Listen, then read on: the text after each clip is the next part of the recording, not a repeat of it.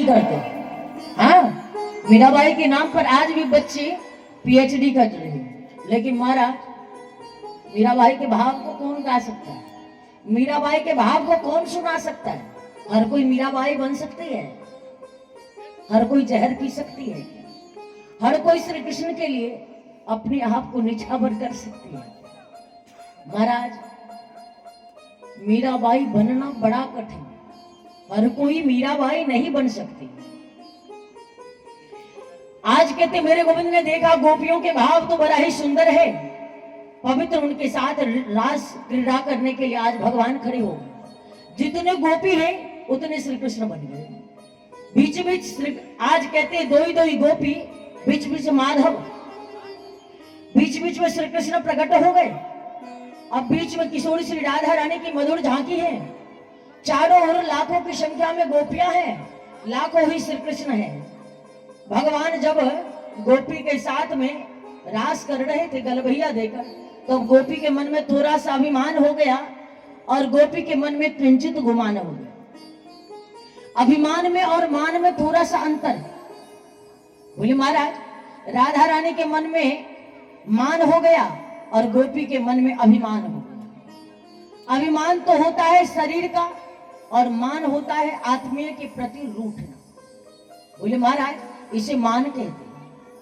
आज गोपी को अभिमान हो गया कि मैं ज्यादा सुंदरी हूं, इसलिए भगवान हमारे संग महाराज कर रहे, और शायद हमारे सौंदर्य पर मोहित होकर आज भगवान महाराज करने आए हैं। ऐसा उनके मन में अभिमान हो गया। किशोरी श्री राधा रानी के मन में मान हो गया कि शायद मुझ में और गोपियों में कोई फर्क नहीं समझ रहे, इसलिए भगवान जैसे गोपी के संग महाराज कर रहे वैसे ही हमारे संग भी महाराज कर रहे।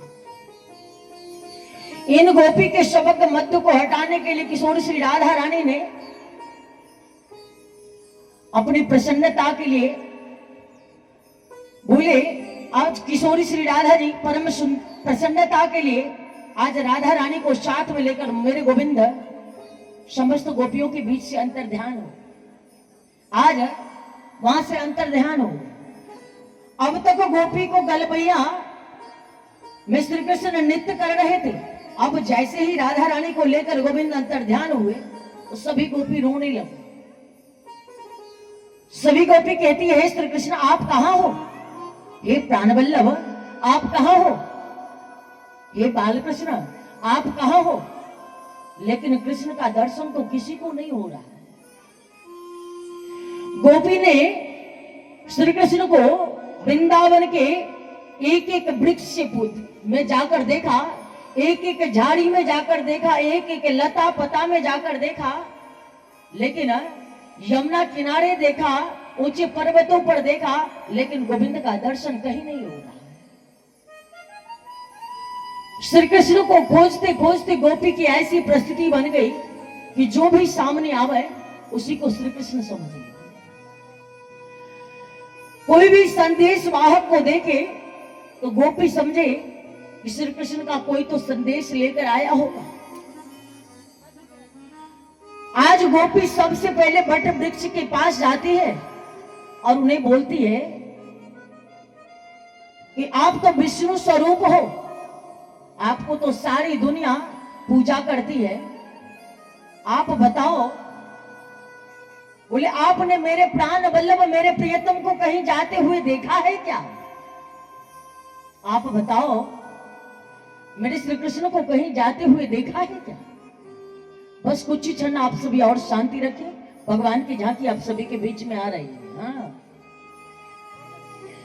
बोले महाराज, जब गोपी को भगवान का दर्शन नहीं हो रहा है तो गोपी तुलसी देवी के पास जाती है और उसे प्रणाम करके कहती है कि हे माता वृंदा, आपने मेरे प्राण वल्लभ मेरे प्रियतम को कहीं जाते हुए देखा है क्या?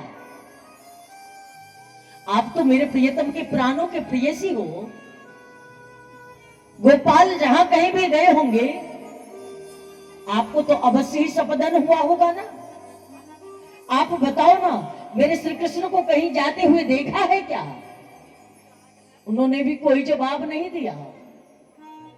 तो गोपी धरती पर लेट कर कान लगाते हैं और कहते हे माता पृथ्वी, मेरे श्री कृष्ण, मेरे प्राण वल्लभ, मेरे प्रियतम आज जहां कहीं भी गए होंगे वो आपके ऊपर से ही तो चल कर गए होंगे, आपको उनके चरणों का शपथन तो हुआ होगा ना। आप बताओ, आपने मेरे श्री कृष्ण को जाते हुए कहीं देखा है क्या? उन्होंने भी कोई जवाब नहीं दिया। तो गोपी श्री कृष्ण को ढूंढते ढूंढते जब उन्हें कोई जवाब नहीं मिला तो श्री कृष्ण को ढूंढते ढूंढते खोजते खोजते गोपियां कुछ इस प्रकार लगा, कुछ ऐसा हो गया मानो कि गोपी कहती है, लाली मेरे लाल की जित देखूं तित लाल, लाली देखने मैं गई, मैं भी हो गई लाल। श्री कृष्ण को खोजते खोजते गोपियों को ऐसा लगा कि मैं ही श्री कृष्ण हूं। एक गोपी कहती है, आ जाओ ब्रजवासियों, मैंने गिरिराज को उठा रखा है, तुम सबके प्राण के रक्षा करूंगी। एक गोपी मुरली बजाने का अनुकरण करती है और कहती है कि गाय कहीं दूर चली गई है, बोले आ जाओ सब। एक गोपी कहती है, आ जाओ ब्रजवासियों, कालिया नाग ने तुम्हारी, बोले कालिया नाग से तुम्हारे प्राणों की रक्षा करूंगा, बोले आ जाओ। एक गोपी पूतना बन गई और गोपी एक गोपी को पटक रही है और कहती है, पूतना मर गई, पूतना मर गई। दशा कुछ इस प्रकार हो गया कि सभी अपने आप को खो गए, अपने आप को भूल गए। परीक्षित ने कहा, ये सब क्या हो रहा है? सुखदेव जी बोले, ये अनुकरणीय नहीं, ये अपने आप हो रहा है। गोपी को स्वयं प्रतीत हो रहा है कि मैं ही श्री कृष्ण हूं। बहुत देर तक ये लीला चलती रही, लेकिन फिर भी याद नहीं आया कि हम श्री कृष्ण हैं। बोले हम तो कृष्ण के चरणों के परम प्रेयसी हैं। राधा रानी को लेकर गोविंद दूर चले गए। किशोरी जी ने सोचा कि मैं यदि गोपी से अलग रही तो उन्हें कभी श्री कृष्ण का दर्शन नहीं हो सकता। एक बार राधा रानी कन्हैया से बोली कि आप मुंह को लिए कहां जा रहे हो, मुंह पे तो चलियो न जाए। भगवान ने सोचा कि लगता है अब इन्हें भी गुमान हो गया है। भगवान ने कहा, आप चल नहीं सकते। किशोरी श्री राधा रानी ने कही नहीं, तो बोले आप हमारे कंधे पर बैठकर तो चल सकती है ना। किशोरी जी ने कह दिए हाँ। भगवान कंधा पर किशोरी जी को बिठाने ही वाले थे, किशोरी जी बैठने ही वाली थी, तो वहां से भगवान किशोरी जी को भी छोड़कर अंतर ध्यान हो गए। किशोरी जी भी बीच मार्ग में आज बैठकर श्री कृष्ण को याद कर रही, मन ही मन सोच रही है कि जो कमी आज उस गोपियों के जीवन में था ना, शायद वही कमी आज मेरे जीवन में भी आ गई। शायद इसलिए आज श्री कृष्ण मुझे छोड़कर चले गए। आज किशोरी श्री राधा रानी मार्ग में बैठे बैठे किलस रही। इतने में गोपी श्री कृष्ण को ढूंढते ढूंढते जब उस गली में आई ना, तो देखी आज किशोरी जी भी मार्ग में बैठी है। गोपियां कहती है, आपको भी छोड़कर चले गए? बोले हे किशोरी जी, यदि हमसे कोई पूछता ना तो मैं कहती, मैं ढिंढोरा पीट पीट कर नगरवासी को कहती कि इस काले से कोई प्रेम मत करिए। इस काले से जिसने भी प्रेम किया ना महाराज, वो न घर का रहा न घाट का, उसको आंसू के सिवा और कुछ मिला ही नहीं। महाराज सत्य कहूं, वास्तविकता तो अपना भी घर है, परिवार है, कोई बाबा नहीं बने। महाराज पहले गृहस्थ आश्रम को जिया है और फिर गृहस्थ में रहते हुए श्री कृष्ण को चाहने का देख रहे हो। 10 दिन आपके नगर में, 10 दिन किसी और नगर में, 10 दिन किसी और नगर में, किसी एक का तो वो होने ही नहीं देता है। इससे जिसने भी प्रेम किया ना, वो न घर का रहता है न घाट का। आज गोपी को जब भगवान का दर्शन नहीं हो रहा है ना, तो गोपी श्री कृष्ण को किस प्रकार ढूंढती है। गोपिया कहती है, हे नाथ हे रमन काशी काशी महाभुजा। हे नाथ हे रमन, आप कहां हो? हे प्राण वल्लभ, हे पुरुषोत्तम, आप हम सभी को छोड़कर कहां चले गए?